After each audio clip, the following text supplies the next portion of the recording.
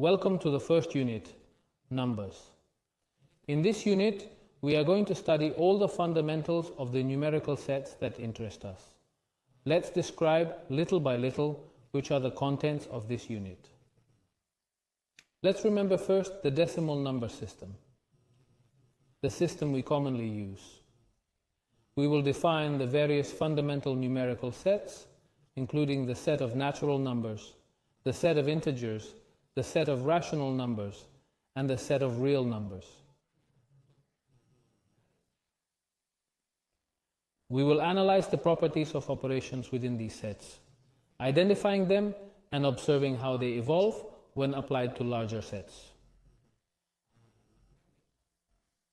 And we will use the properties of these operations to simplify. In these instances, we will see examples of how both the operations themselves and their associated properties enable us to simplify complex expressions. Finally, we will remember and demonstrate the main notable identities: the sum of squares, the difference of squares, and the sum by difference. To make the most of this unit, it is important to follow the contents in order. I hope it is useful. Thank you.